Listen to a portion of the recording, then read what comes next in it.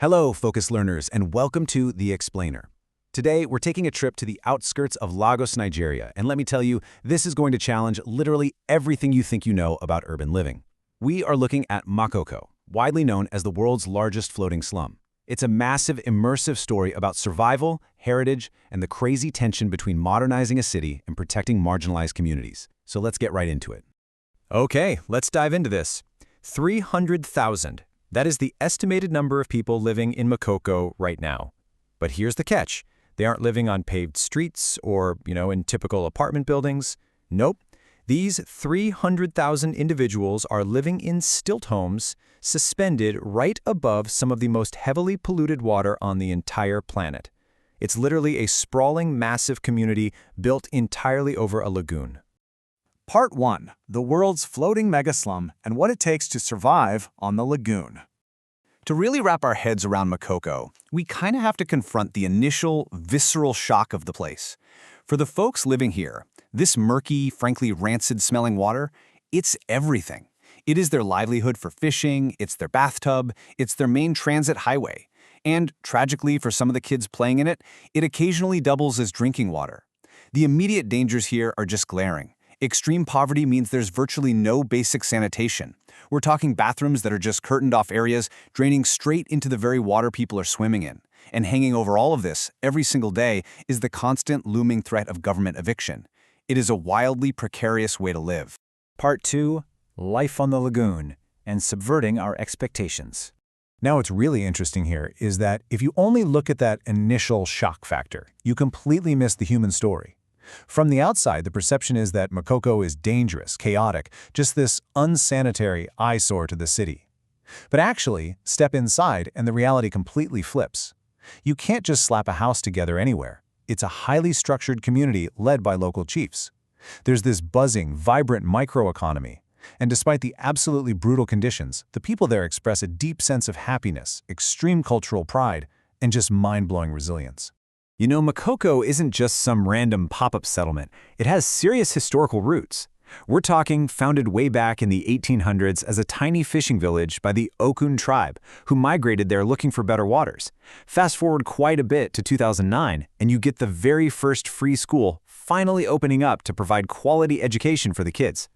But then, just 3 years later, in 2012, absolute tragedy struck. The government handed down a sudden 72-hour eviction notice and demolished the waterfront, leaving nearly 3,000 people completely homeless overnight. And today? Well, the pressure's actually worse than ever, with a booming real estate market literally threatening to just sand fill the water and erase the whole area entirely.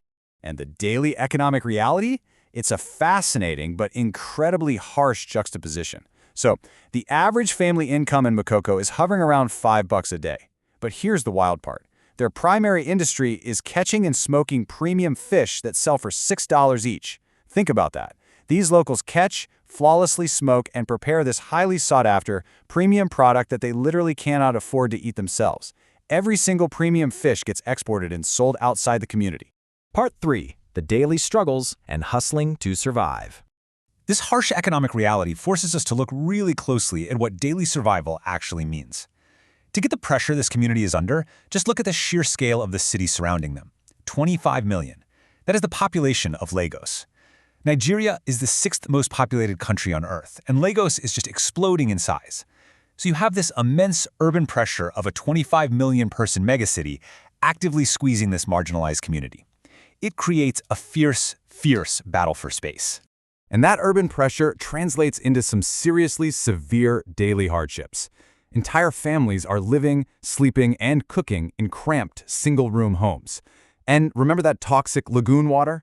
Yeah, because of that, families literally have to paddle out on boats every single morning with jerry cans just to fetch fresh, safe water. It's an exhausting chore.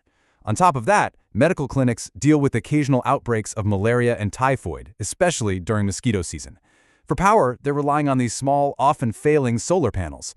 The total lack of infrastructure means these families have to work relentlessly, day in and day out, just to keep their heads above water. There's a quote from a local resident, a Navy personnel living right there in Makoko, that I think captures this relentless spirit perfectly. He says, "A half-bread is better than none. We're very poor. No money, nothing. We always struggle. hustling to get a daily bread. It really brings this deep, empathetic storytelling to the sheer determination required just to wake up every day and build a life in Makoko. Part 4. The threat of erasure and the push for relocation. So all this hustling in community building brings us to a massive climax, the existential threat of real estate development, modernization, and ultimately forced eviction. We've got to impartially weigh both sides of this stark divide. On one hand, you have the government's view. From an urban planning standpoint, they see a place with no sanitation, huge health risks, and frankly, incredibly valuable real estate that could be sand-filled and developed for this modernizing 25 million person city. But on the flip side, you have the community's view. For the residents, Makoko is their cultural home. It's their ancestral legacy. They aren't asking to leave, they're asking for government support, basic infrastructure, and sanitary integration so they can stay. They want development, not forced eviction. So, the crucial point in this whole debate is beautifully summarized by a really powerful analogy from a chief's son named Sunday. He asks, is it possible to catch a live fish from the water and put it on a dry land to survive? Sunday follows that up with a profound reality check. He says, even if you take them to a beautiful house on the island, they won't be able to stay. Their life is different. Let that sink in for a second. He's explicitly stating that Makoko's entire existence, their economy, the way they get around, their deeply ingrained culture, it is completely, inextricably tied to the lagoon. To pull them off the water is to effectively end their entire way of life. Part 5. A resilient community. Finding hope on the water. Yet, despite these massive looming threats and the intense poverty, there is an unbelievable sense of hope and community out there on the water. The bonds holding these people together are just astonishing. Take their local orphanage, for example. It acts as this vital safety net. If a lost or abandoned kid is found wandering around the local market, they aren't just ignored. No way. They're brought directly to the community chief. From there, the child is immediately given a room in the orphanage and treated totally equally, like a biological brother or sister to everyone else living there. Underneath all the struggles, there is a fierce, deeply protective social structure making sure nobody gets left behind.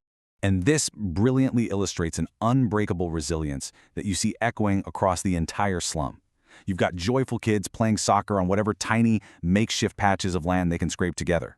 You see women running these dynamic, floating businesses. I mean, there's literally an Afro-Japanese fusion restaurant operating straight out of a canoe. It's incredible. There is so much cultural pride, insane resourcefulness, and these deep protective ties. Formally, by the system, they've been largely abandoned, but socially, they absolutely thrive. Which brings us to our final thought. Looking at the incredibly complex reality of Makoko, the danger, the grinding poverty, but also the rich culture, the pure joy, and this undeniable human resilience, we have to ask ourselves, should a community be erased in the name of urban development, or should it be supported and integrated so it can genuinely thrive? It's a massive, profound tension between progress and preservation. Thank you so much for joining me for this Explainer Focused Learners. Keep questioning, keep exploring, and I'll see you next time.